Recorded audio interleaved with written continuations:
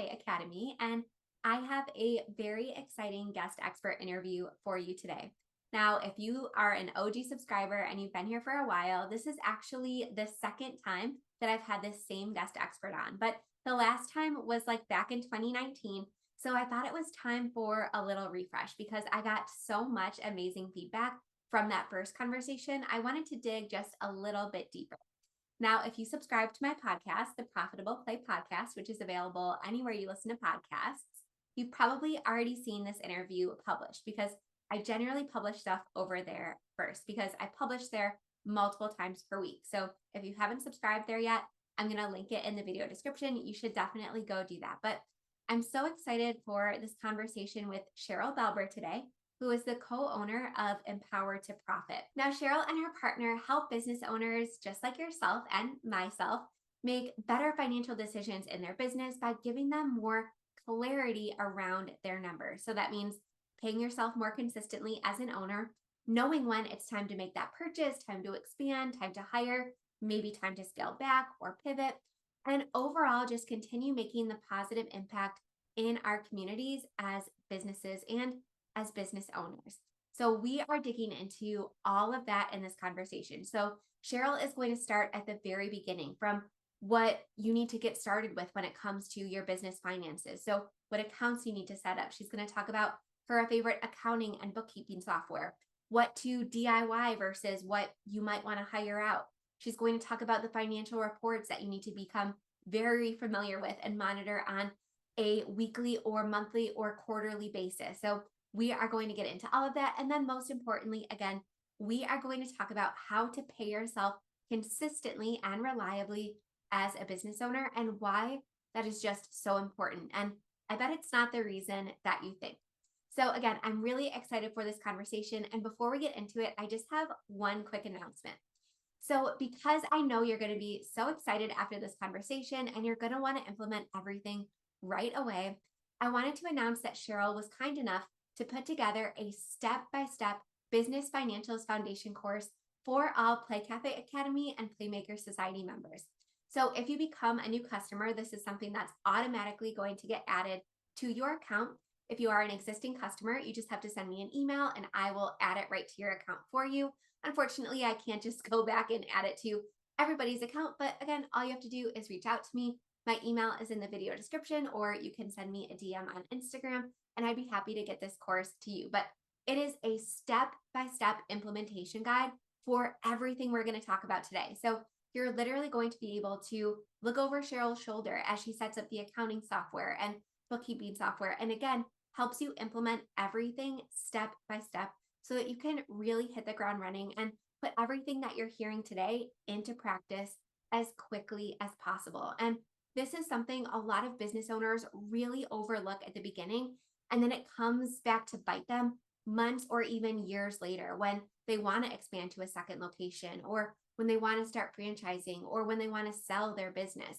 If you have to go back and start to do all of this stuff from day one, it's going to be extremely expensive. It's going to be extremely time consuming. And trust me, as someone who's been there, done that, it's something that you do not want anything to do with. So again, especially if you're at the beginning phase of your business, but even if you're a seasoned owner, this is a conversation that I really want to challenge you to listen to all the way through. So again, if it's hard for you to sit and watch a YouTube video, I understand. I'm also going to link to the podcast episode where we have this exact same conversation on the Profitable Play podcast, because I know it's a lot easier for me to listen to a 50-minute conversation in an audio format while I'm folding laundry or making dinner. So again, this is available in multiple ways, in multiple mediums for you to absorb. All right, without further ado, here is my conversation with Cheryl Belber from Empowered to Profit. Hey, Cheryl, thank you so much for joining us today. Thank you for having me. I love when we get together and have these chats. I know, I'm really excited. And I was actually revisiting our last conversation that we had, and I couldn't believe how long ago it was. It really feels like it was yesterday, but it was a couple years ago. I was like in my old house. So I'm really excited to have you on again and kind of re-bring up this topic that I think is so important. So I'm getting a little ahead of myself. So before we kind of dive into what we're going to talk about today, do you want to take a moment and introduce yourself and let everyone know who you are and who you serve in your business? Absolutely. So my name is Cheryl. I am a co-CEO and founder of Empowered to Profit, where we really help entrepreneurs put more of that revenue into their personal account. So while we have a full service accounting agency, what we specialize in, obsess in, and is like my personal passion is really ensuring that the business is working for you. Because if this business doesn't work for you, I like to say, what the heck's the point? You could make more money and have less time invested in a W-2 job. So I really want your business to work for you. And that's what we obsess about and specialize in over at Empowered to Profit. Awesome. Well, I'm really excited to get way more into that. But just to kind of kick off the conversation, because a lot of people when they go into starting a business, they think about the fun stuff, right? They think about, especially for our industry, it is really fun. So they think about choosing the play area, they think about paint colors, they think about, birthday party packages. And a lot of times we skip over the really important foundational steps, especially when it comes to your finances and those types of considerations. And then so they, get a little bit ahead of themselves and then they come back to the finances. And I feel like that is really doing a disservice to yourself. So when somebody is just getting started with a business vision or idea, what are some of the first decisions? What are some of the first financial considerations they're going to have to make and decide? Yeah, I like to say, especially when you're investing in a new business or a new to you business, obviously there's an upfront cost, especially in the play-based world. It's not like you're going to come in usually for no out of pocket.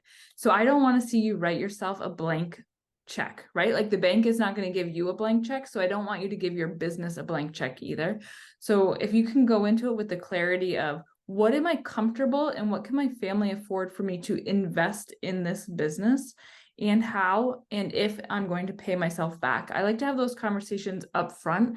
That way you're not 2, 3, 6 months down the line and resenting the business you started, resenting all the decisions you made, having, hard conversations at home because we didn't do that upfront work. So if we do a little bit of upfront work, it's going to make the years that you're in business so much more joyful, purposeful, and really the reason why you started all this. Most people start a business because they have a personal goal or desire.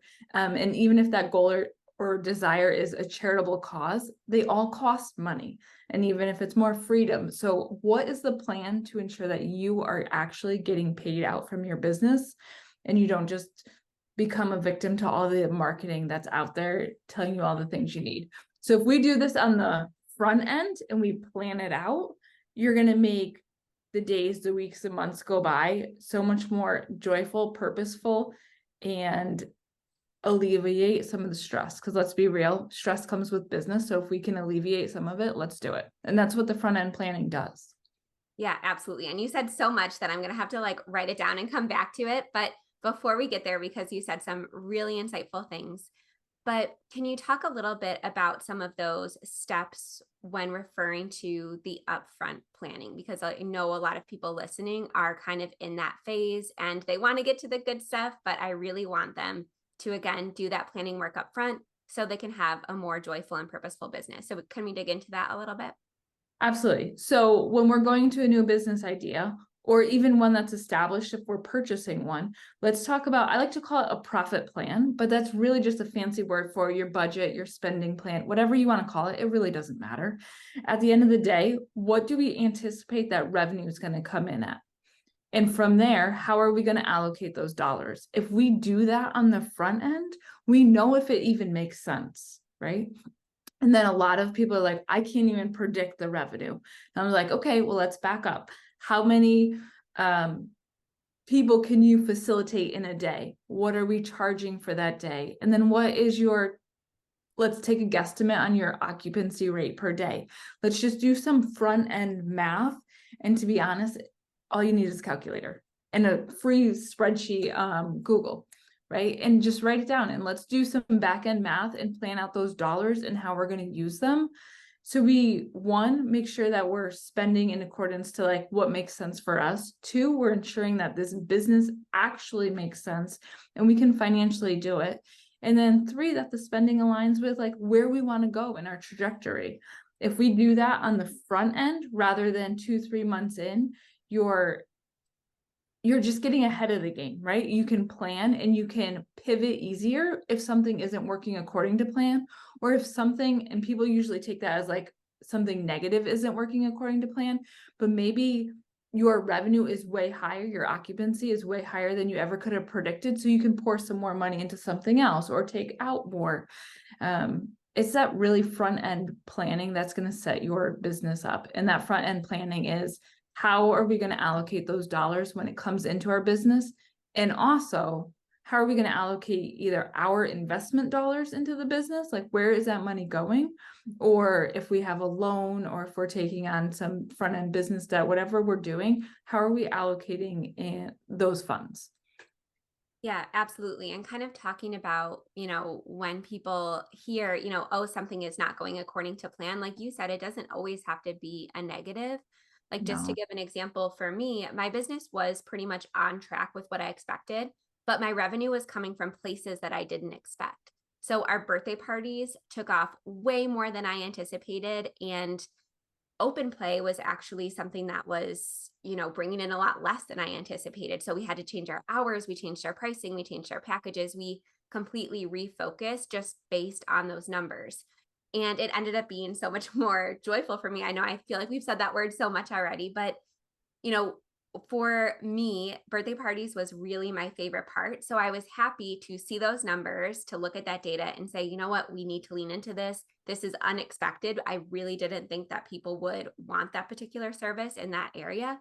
But the numbers really surprised me. And kind of coming back to what you were saying, if you don't have those numbers, if you don't have that data to look at, you're never going to necessarily get that entire picture and be able to make those pivots.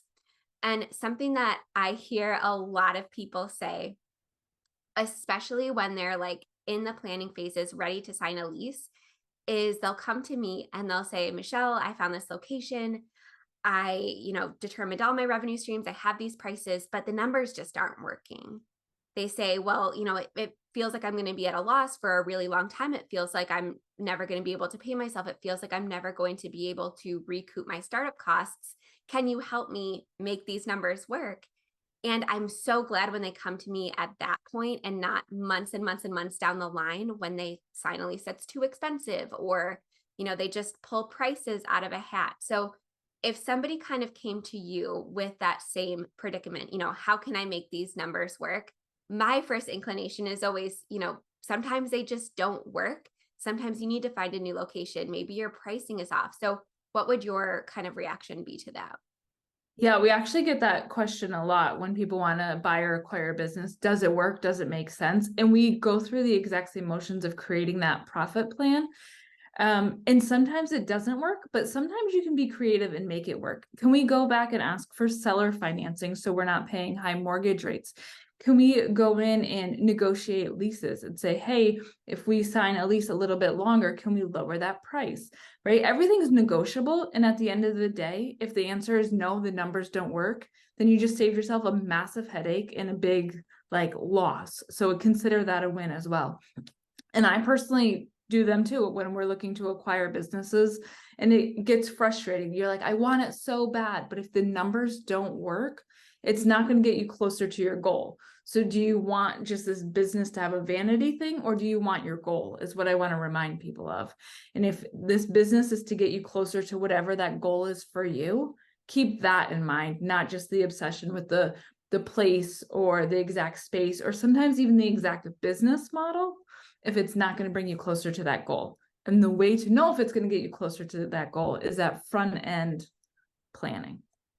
Yeah, absolutely. And I feel like in our industry specifically, there is a lot of emotions. Like, for example, a lot of people will come to me and say, well, we looked at this place, it's way out of our price range, but our kids loved it, or it's right by my kids' school. And I love that when I listen to your content and things like that, it really specifies to take the emotions out of it as much as possible and look at the numbers. because even if it seems like the perfect place, even if your kids loved it, they're not going to love you having to be away way more than expected to make up for that additional revenue that, could be going in your pocket, but now you're having to pay for it in additional rent. So for me, it's not just looking at the short term and what's going to give you that, biggest boost in pride, but looking at the long term and saying, okay, yes, we love this space. Yes, it seems perfect. Yes, the location is great. But again, exactly what you said, is it going to move me closer to my goals? Right. And I think so often, especially in this industry, people do it so that they can have more time with their family or bring their family involved or like be at home a little bit more rather than a traditional job. So you also have to factor in the cost of pay, right? If we're paying more for a space that's outside of what makes sense, then that's lowering what you can pay for employees. So are you actually now back in the business and being more deterred away from your goal?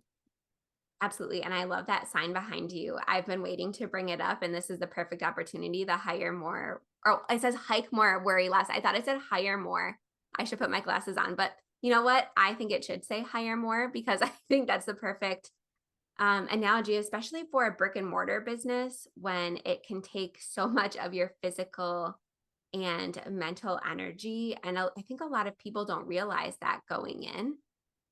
So one other thing that is really common that people come to me with is they say, well, I'm not going to budget for a staff, or I'm not going to account for employees because I want to work at the business as much as possible.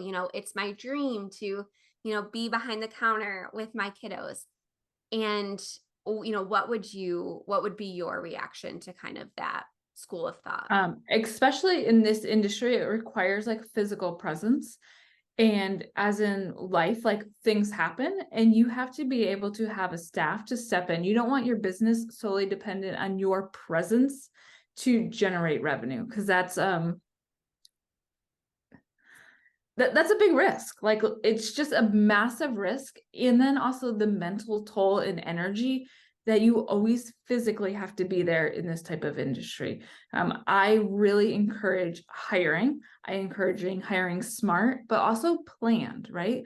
How much can we confidently afford for payroll, and also be able to afford the ebbs and flows of business? Because let's be honest, we're going to have ebbs and flows. We're going to have good revenue months and bad revenue months. And we're not looking to hire and fire staff, right? We want to be proud employers, and that takes being really cognizant of what we can afford, what we budget to afford, and ensuring that we can go through those ebbs and flows. And again, I sound like a broken record. It all comes back to that profit planning. How are we going to plan those dollars once they come in and ensure we're not spending them the minute they're in the door, so we can handle those ebbs and flows? But please do not create a brick and mortar business based on your only ability to run the business. That's just setting yourself up for failure. Yeah, I always tell people, even if they feel like they want to be as physically present as possible, maybe they were an educator previously and they really want to be around kids, or like I said, maybe they want their family to be involved.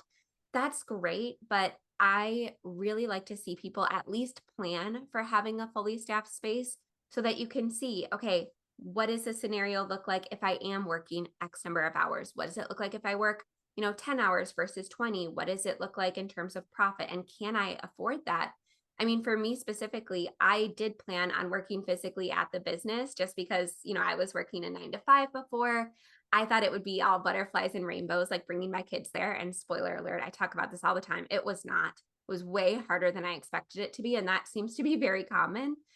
However, something that I didn't anticipate happening was getting pregnant shortly after opening. And I had a very difficult pregnancy, a very difficult birth. And I wasn't able to be there physically at all for months.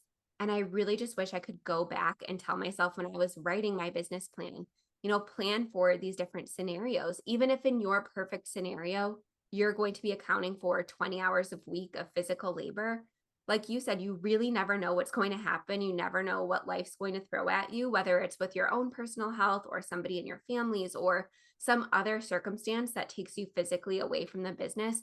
I always tell people to be as conservative as possible, meaning to, not conservative in terms of the hours that you're budgeting for, but be conservative in the amount that you're going to be able to contribute to your business. Look at For the sure. different scenarios of a fully staffed space just to kind of go there and explore that and see what impact that would have. And if that's going to be disastrous, then I tell people to kind of go back. You need to either change your pricing or you need to renegotiate or something needs to happen. Another revenue stream has to come from somewhere. But again, that's something that I hear all the time. And I want to like spin it positive. Like we always take that as like, if something bad happens, it also gives you the opportunity to say yes to something good.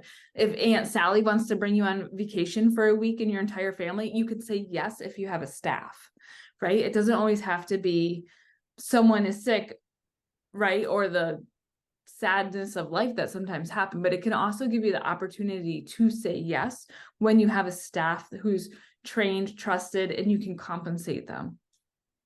Yeah, absolutely. And I think that I love the positive spin you put on it, by the way, because it also could, allow you to do only the things that you love doing in your business. Yeah. Because burnout is, again, something that we all are familiar with the word, but you really don't know how quickly and how seriously a brick and mortar business can burn you out. And I really think people don't anticipate just how, active you have to be if you're going to be the face of your business and you're going to physically be there. So I think by over budgeting maybe for a staff, just to be again on the conservative side with what you're going to be able to physically allow, like you said, you can do the things you love not just in your life, but you can say, okay, you know what, I love doing the marketing part of my business, but you know what, gosh, if I have to clean that espresso machine one more time, or if I have to coordinate these vendors, or I don't like working birthday parties or something like that, I think it allows you to really design the life that you dreamt of when you were first getting started with your business. But again, it all comes down to the planning and those numbers. For sure. Like big time. Yeah, absolutely. So, something that, again, that is part of the planning process that I feel like when my audience hears, they just kind of want to turn the other way. And I totally get it. I mean, I happen to go to school for economics, so I can't relate to that specifically because this is kind of what I live for. But can you talk a little bit about some of the different financial documents that are part of that planning process and just explain like a brief overview to kind of just demystify that and break it down into what it actually means so it doesn't maybe sound so complicated? Yeah. So if we rewind real quickly, when you do bookkeeping, I'm just like going to break it out like we're all entry level. All that is classifying, putting categories on your income and expenses. When you do that, which you legally have to do, so you can file taxes, it's really not complicated. You're really just labeling those items. And then the reports are generated from those labels. So I just wanted to start there. So these reports come from that bookkeeping, and the two key ones are your profit and loss statement. And that's really just going to outline the income that you have coming in over a period of time and what you have spent your money on, where the expenses have gone. And this report is so freaking powerful because it tells you what you did in the past. And I don't want you to think, oh, well, it's the past, who cares? And what you've done in the past, while it doesn't dictate your future, I like to say it gives you the roadmap of how to move. It can give you some predictions and like what is likely to happen if nothing changes, right? So that's why I love this report. And even if you're purchasing a previous play space, if you can get the profit and loss, and you, spoiler alert, you should if you're acquiring someone else's business so you can see historics, you can use that to really help predict what your income streams will be, what your expenses will be if you make no changes, right? And we can use that data to make changes to get us closer to the goal. So that's the first one, profit and loss. It's real simply just going to outline your income and your expenses. The other big one that unfortunately usually has so many errors is your balance sheet. Why does your balance sheet matter? Because it's going to outline your assets, what you own, and it's then going to tell you what you owe, right? Those are the big parts of it. Why does it matter? It matters for banks. It matters if you personally ever want to get a car loan or a mortgage or whatever. They're going to want to see these documents. And if you do that front end, that bookkeeping, your accounting software will do it all for you. Like, it's not that you have to go in and create your balance sheet. By properly classifying those income and expenses, in those transactions, these reports will kick out for you. But the best part is to use them to make a forward-facing decision. Yeah, absolutely. And a lot of times people will come to me and say, well, I have all of the expenses and income classified, I can generate the reports at a later date, right? They don't feel like it's an urgent need until they're wanting to sell their business or until they are wanting to make a purchase. But in my experience, and you can correct me if I'm wrong, it's so much easier and so much less expensive to kind of prepare these documents at least, I would say probably monthly. Is that correct? 1,001%. And here's the thing, you own a business, and where your focus goes, your results go. So, right, if at the end of the day, you want more time, you want more money, you want to be able to do X, Y, and Z, you have to focus on the financials. You can't ignore it. And when you put your focus there, and it doesn't have to be 30 hours a week, it really doesn't. When you put your focus there, you're going to start to see the residual effects of that. And that's going to be increase in your pocketbook. It's going to be building a business that aligns with your goals, your wishes, rather than like, oh, I guess we can only do this. You can really plan and have a business that provides what you want to provide if you plan for it. And that all takes focus. But yeah, if we're ignoring our numbers all year and we just do it for the IRS, you're missing that entire, like, you're here to run a business, and running a business isn't just on hopes and feelings, it's on data. Yeah, absolutely. So when it comes to kind of implementing these tips, because hopefully, that's going to be the next step. Do you have any favorite tools that you typically recommend to somebody who is more of a bookkeeping beginner? Absolutely. So if we are brand new to business and we anticipate our business is going to make more than $30,000 a year, get QuickBooks Online. Simple start. It's about 30, 40-ish dollars a month, and it's worth the expense. I like to caveat that revenue, because if we're not at 30 grand a year, and that's just an arbitrary number, I really recommend Wave Accounting, which is a free accounting software for those who don't have as many transactions. It's not as robust, and it's not what I would recommend if your business is growing and scaling. I only recommend it to those who perhaps have very part-time, minimal revenue, because I don't want you to spend all your money on software. But QuickBooks Online is a great first place to start. And then I would highly recommend even like Google Sheets, so we can plan for profit and create out that spending plan and budget. It does not have to cost you a lot for your financials, but it's imperative that you look at them. So those are some of my favorite tools, along with like what bank you use. Like, that really matters. Yeah, so kind of getting into that. So when it comes to actually, profit planning, we talked about the tools a little bit, but do you have a system that you like to teach, that you like to recommend to clients to, again, help make sure that the business aligns with someone's financial goals? Yeah, we absolutely love the Profit First system. It's by Mike Michalowicz. He's not an accountant, so it's in like easy to understand lingo, and it really just helps separate your funds into different bank accounts. And there's a whole theory behind that. I'm happy to share. We have like a Cliff Notes guide. If you want to share it with your audience, more than welcome to. But it's just going to separate your revenue into different buckets, so you don't accidentally spend what is set aside to pay your taxes. You don't use it to operate your business off of. Very high level. When you take his system and you combine it with profit planning, what are we going to do with these dollars when we have saved them for operating our business? That's when the real magic happens. So it's really twofold. One, how are we managing the cash when it comes into our business? We recommend using different bank accounts, high level. And then once it's in those bank accounts, what are you doing with it? Like, what's the plan for that money? Let's not just use it willy-nilly. Like, let's plan those dollars. Are they going towards payroll? Are they going towards marketing? Like, what is the goal with those operating expense funds? Yeah, absolutely. And something that I really like about the Profit First system, and I've done several episodes on it, but I would definitely love to share that Cliff Notes guide. So I will link it in the show notes. Absolutely. But what I love about his system is that it can operate based off of percentages. So a lot Yeah. of people will hear, success stories or other business owners saying that they utilize a Profit First system, and they say, well, that system can't possibly work for me. I just got started. I can't possibly put away the same amount of money into profit or into the amount that I'm going to pay myself because, that's a multi-million dollar business. But when you break it down to its most foundational level, you can start with percentages and say, okay, I'm going to put away 1% of my revenue into this bucket this month. I'm going to work my way up to, 5%, 10%. Maybe it's an account where you're going to ultimately pay yourself. So a lot of people get very intimidated by trying to figure out an exact dollar amount for these buckets immediately. But I love that he breaks it down so simply, and you can simply use percentages so that you're not, accidentally allocating a little bit too much into one bucket per month because, this industry specifically can be pretty cyclical.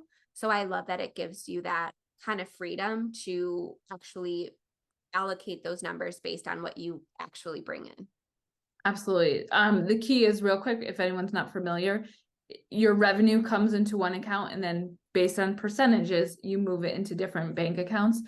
And those percentages really, if you profit plan, you know what percentages to do and your goal to increase them, right? So maybe in the beginning, when you just open up your business, you can only allocate 10% to your own pay because that's all that makes financial sense the first 3 months. What's the goal to increase that, and how are we going to make a plan to increase that? That's why I love it. Yeah, awesome. And recently, you completed a training for my Playmaker Society members. So anybody that is in my membership is going to get access to that training. So I'm so excited about it. Do you want to kind of give a brief overview of what that is going to cover and what people can expect? Yeah, it's really going to walk you through like the basics. It's going to take you, what does it look like to log into QuickBooks Online? What does it look like to look at a profit and loss and a balance sheet? What does it mean when I say profit planning? How do I set up hours? And it's really just going to give you the foundations on how to, like, how many bank accounts do I need? Where do I start? That's why I like it, because it's just like a starting point in bite-sized chunks. Yeah, absolutely. And I think having that foundation is so important because for me, again, I wanted to fast track and choose the pink colors and design the interior. But once I understood and once I just kind of, exposed myself to those documents and things like that, it almost became like addictive. And it was really cool to see the numbers growing and changing because sometimes, especially when you're in a brick and mortar business, a lot of times you lose perspective in terms of, where you started versus where you're going. So, for example, I could be having, the best month ever financially in my business, but like a 1-star review comes in and like my entire week is completely shattered. So, what I love about being very vigilant about tracking your financials is it again removes the emotions away from the business and said, there were a couple hard days this month, but look at how much our revenue has grown year over year, or look at how many birthday parties we booked in terms of, compared to last year, and look at how much our average order value has increased. So that always kind of helped keep me a little bit grounded. So it wasn't necessarily just making the important decisions. And while that's very important, it was also very helpful just for me mentally to remember, okay, even if one person had something bad to say, look at all of these people we're helping and look at how much I'm able to financially contribute to my family's future, and just bringing it back to the goals and the entire mission of the business. It was so, so helpful for me. And I think a lot of people underestimate how much numbers and data can do that for you. Yeah. I mean, even in our own business, I love the pretty and the marketing, but at the end of the day, you have a goal and what's going to get you closer to your goals. And are we getting further away? So when you do your profit planning and your profit first system, it also keeps you on the path. And we all make like a few steps in the wrong direction. But as we work out the system, it'll just bring you back to the path. It'll just constantly bring you back to the path. So you can't veer off too far. And that's the whole reason why you started this business, is like to hit your goals. Like that's what we all want for you. Exactly. And something that I loved about the profit first system, and it's something that I implemented after our first conversation, several years ago. But something that I loved is that something that I recommend to a lot of people is, you don't have to start with the fanciest equipment. You don't have to start, making all of the investments that you're ultimately going to want to make in your business. So what I loved about Profit First is, again, I was allocating money into different buckets And one of those buckets was reinvesting into my business. So if I wanted a newer, more powerful espresso machine, or if I wanted to invest in a helium tank or in some professional development training or something like that, it again helped make that decision making process so much easier because I could see where that account was at. And as long as I had, a prioritized list of the things that I wanted to invest in, the purchases I wanted to make, it alleviated that decision making process. And again, this is something that I feel like a lot of people underestimate just how many decisions you have to make as a business owner every single day. And sometimes just the full weight and volume of those decisions can be so overwhelming. So the more you can again remove that burden from you, the better off you're going to be short term, long term, for your mental health, your energy, all of that. And it makes it easier to see. I had an example. Our agency was working with a play space owner, and she wanted to buy, all this new equipment and all like the fun stuff. And we basically said, okay, you have X amount of dollars that you are going to pay yourself. Is it worth taking these funds away from your family to buy this fancy new equipment? When you see it like that and it's that clear, it makes the decision that much easier. And if at the end of the day, you would rather, take the funds away from your family, like no discount, it's your decision. But as long as you're aware of what you're doing and how it has an effect, right? And that's what the system allows you to do. And spoiler alert, she just waited a couple months. Yeah, absolutely. And I think it comes back to the profit planning. If that purchase is going to give you a huge return on investment, that's going to put you in a better decision in the next several months and not only replace that money, but add to what you are able to give your family, then, that might be a completely different decision. But again, it all comes down to being able to have those numbers both historically and looking forward, or you're just kind of throwing money all over the place. And a lot of people might be listening to this and thinking, well, I would never do that. I would never just open up Amazon and think, oh, I need this new climber or I need this new thing. But I promise you, again, the weight and volume of decisions you have to make, sometimes we make mistakes. And like you said, it's very easy to kind of, accidentally make a step in the wrong direction or, kind of go off track from your profit plan. But having that plan in place, make sure that it's, a slip and not a slide is what I kind of like to say. Maybe you make one errant purchase, but it's not becoming out of control. It's not becoming an issue because you can't veer off too far from that path without quickly, being corrected. So I love having that plan in place and looking at those numbers monthly. Yeah. And I like one last spin is it also when you have a profit plan, sometimes spending more, as you were alluding to, will get you further ahead. So if you're evaluating like, hey, I put X amount of dollars into marketing and we saw a massive increase in our revenue last month. Okay, let's put a few more dollars into marketing because it's increasing our revenue. So sometimes it's a permission to spend more. Yeah, absolutely. I just had that exact same experience. I'm doing an affiliate launch right now, and this is my third time doing it. So I have 2 years of data to look at. And I looked at, okay, year number one, I didn't spend any money in ads, and this was the result. Year two, I spent, let's say, $500 in ads, but I made thousands and thousands more. So the return on investment was there and it's justified. So this year, I gave myself permission to spend the money to book the flight if I had to, give out the valuable bonuses. So if I didn't have that information, if I didn't take the time to write down those numbers and track everything, I would probably be all the way back where I was that first year. I wouldn't have made any changes because I wouldn't have, again, been able to make that decision from a place of actually having the data. Yeah. So I know we kind of got a little bit off track there, but one thing that I wanted to talk about, because this is something that, again, I see a lot when it comes to, especially the first couple years in business. I hear a lot of, my business can't pay myself yet. We have to, wait a couple years before we pay ourselves as owners or before we take, profit allocation or anything like that. So can you talk a little bit about some of the mistakes that you see with that misconception and specifically with business owners in their first couple years? Yeah. Oftentimes the business owners who do not pay themselves anything or it's so minimal, it might as well be nothing. There's resentment. There's oftentimes a lot of fighting and trouble at home in some way. There's a lot of businesses that shut down because it's not sustainable. And I like to refer it back to a W-2. Would you go to your W-2 job and pour your heart and soul and not see anything go into your bank account? That's what will happen if you don't prioritizing a paycheck. Even if you want to invest in your business and slowly pay that investment back over time, you have to have a business that pays you. I like to say consistently and predictably. And that's what the profit first system will do for you, ensure that you're paid consistently and predictably. And the minute that that is not a priority, you're also saying your goal wasn't a priority of why you started it.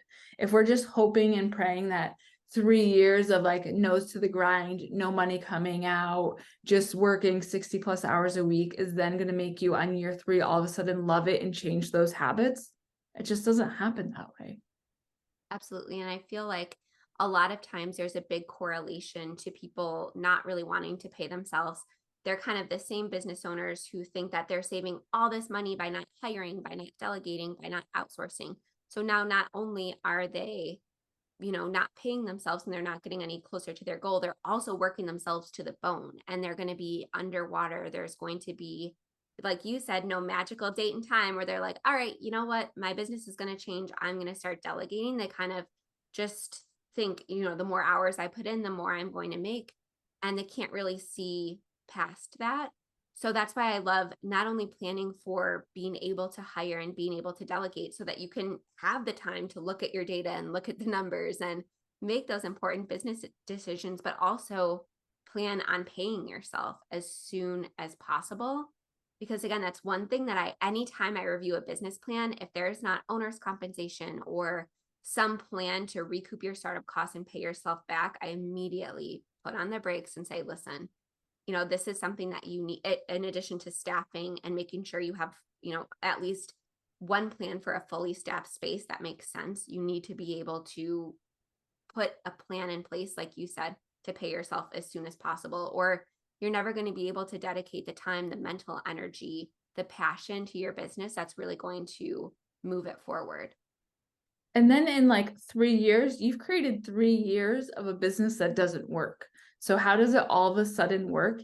And then when you're like, okay, now I'll invest in the staff, you have to now figure out your systems to bring in that staff. On top of having a business that's been around 3 years, it's so much easier to build those systems as you grow and scale rather than have a business that's been established for 3 years and then almost have to start over with those systems and strategies.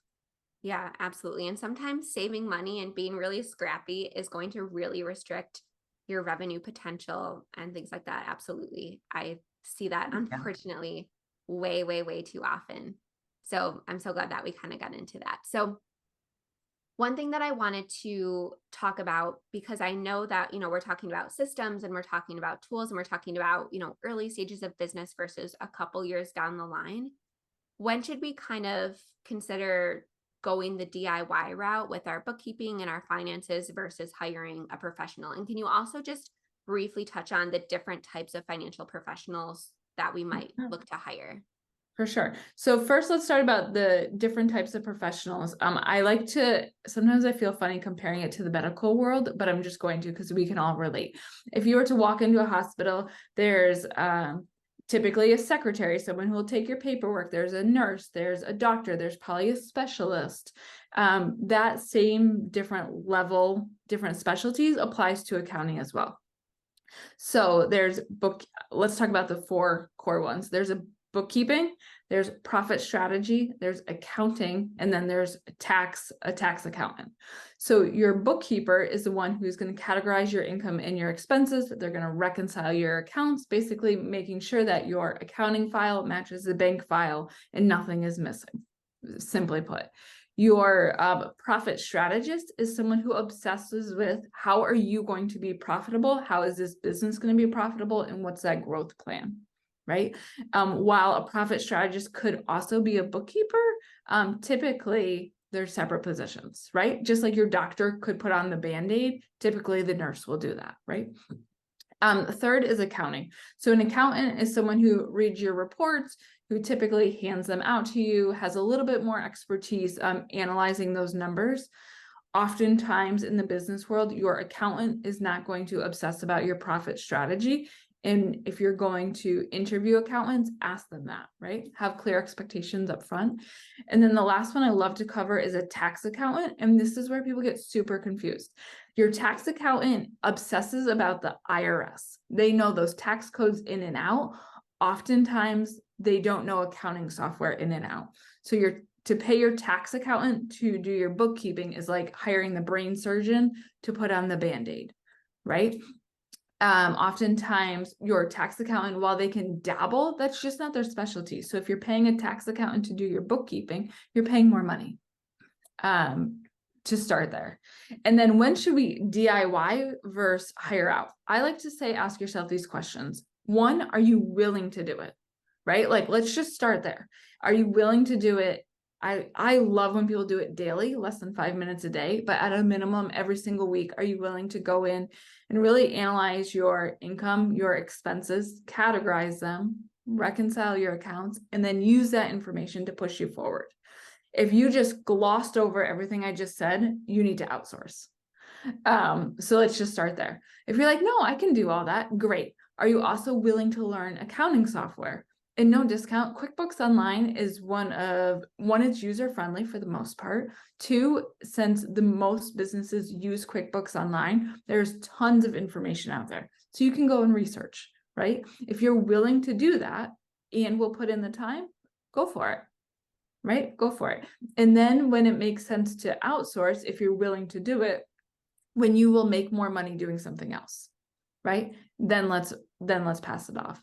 But if from day one, you're not even willing to do it, and like no discount, just be honest with yourself, then it's time to outsource from day one. Yeah, absolutely. I started off going the DIY route. And number three, what you mentioned really kind of spoke to me just because I was doing it fine. I was, able to keep up with it. I was, putting everything that I spent every single day, everything that was coming in. But where I was having trouble is, I was spending so much time doing that I wasn't spending enough time actually analyzing. So I was doing a lot of data collection, a lot of manual work, a lot of tedious work. And then by the time it got time to actually say, okay, what happened this month versus last month? What are our KPIs? What do I need to do next month to be even better? I was just too tired and I just couldn't do it.